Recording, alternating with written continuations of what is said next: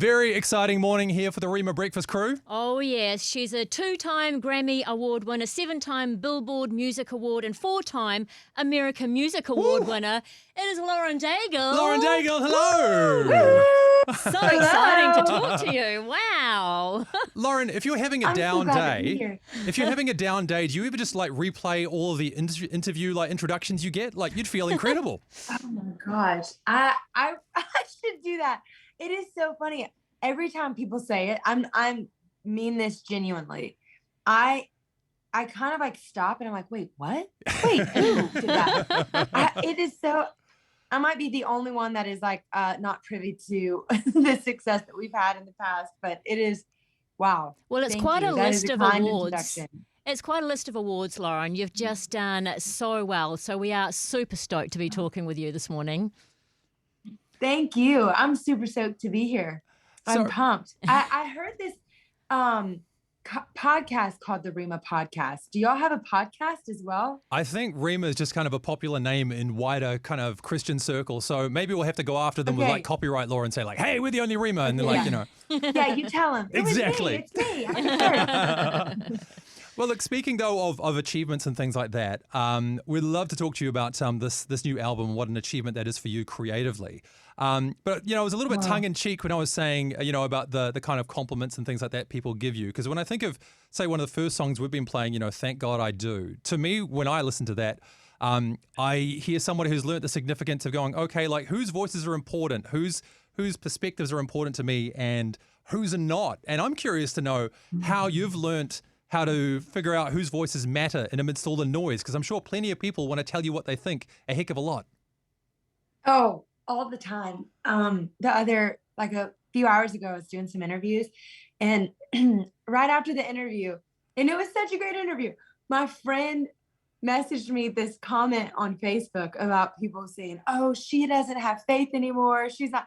I look at that and I say, okay, yeah. Back in the day, if I would have read that, there would have been a thing where it would have crushed me. You know, I feel like I had to learn whose voices you allow to speak to you and to sculpt, you know, okay, God, is there something that I need to be working on? Is there something that I am not seeing? And those voices are close friends, dear family, and people that are in my immediate circle, you know, that can say, okay, hey, Lauren, shape up here, girl. You got something to work on here. But yeah, those are the voices that I love to allow in. And I've got such a great community. So it's been really sweet.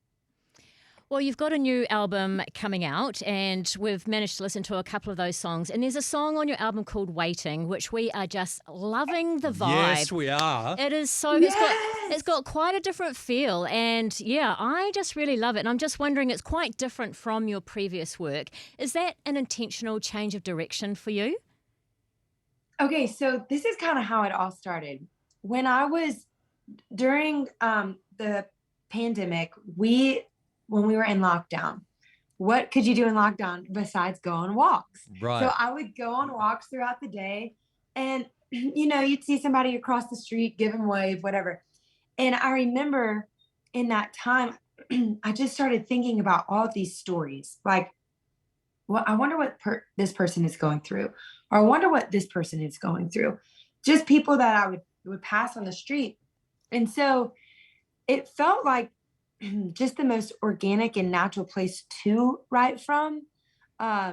Writing stories about myself, writing stories about other people, writing stories about the human experience, writing stories about faith, writing stories about things God was sharing with me. I felt like that was really just authentic to the process of writing, not quite as like intentional and planned and structured. It just was kind of what was coming out at the time. Yeah. And so I decided to go for it, you know? And the other thing about waiting in particular, when I was 16 years old, I remember being like, God, I want to make soul music. I want it to have that like UK kind of uniqueness to it. But I'm from like Louisiana. Okay. We've got a lot of rootsy people in Louisiana. Yeah. And I was like, how do I get that out on a record? And I will never forget, I was in Target in in Florida. And my friend John Green, who I wrote Waiting with, he sent the instrumentation for the demo. It didn't have a vocal or anything. It was just the music. And I screamed in Target. I was like, this is what I've been waiting to sound like awesome. since I was 16 years old.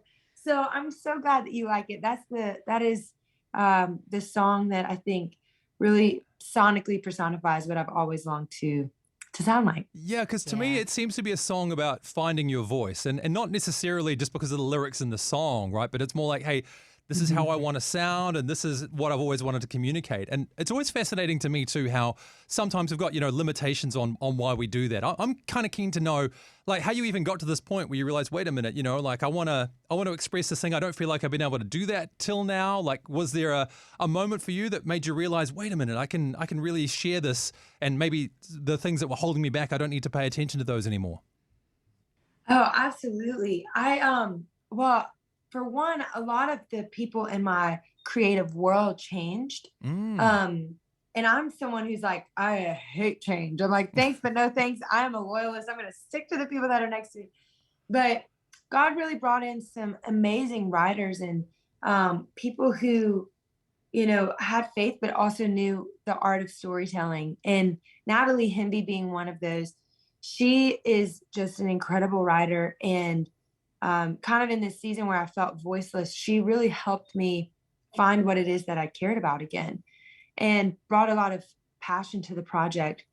She's on quite a few songs on the record, so you'll hear that. But the other is Mike Elizondo. He was someone who really, he took me under his wing and he let me learn to fly. And I feel like there was this beautiful, just honestly a beautiful experience because he gave a lot of space. He gave me space to succeed. He gave me space to fail. He gave me space to bring in ideas that were great. He gave me space to bring in ideas that were awful. Like, there was just something about the creative process that was very holistic for me. And I think you can hear that on the record. It's so good. One thing I always wonder about people that are in your line of work, you're right out there, you're a front person. How do you cope with criticism? When somebody is very outspoken about the fact that they don't like various things about you, how do you cope with that?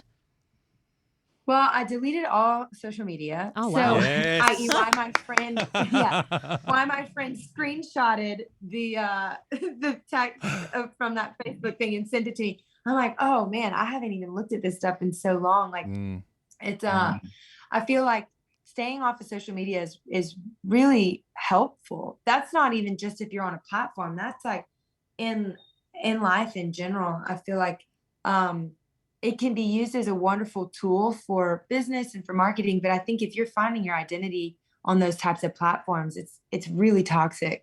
And so I make sure it goes back to kind of who you lend your voice to. I make sure that the people who have the biggest voice in my ear, if you will, are the people who actually know me. Yeah. And I think that's really important. We weren't made, like, humans weren't made to feel criticism from wide groups of people, wide audiences. Like back in the day, it's why they lived on a farm and there was, 15 people that lived on that farm and that was it. That was your world. And it's beautiful that we can all connect and see each other and like how we are right now. But I do think there is something that we're just not meant to handle when it comes to that many people.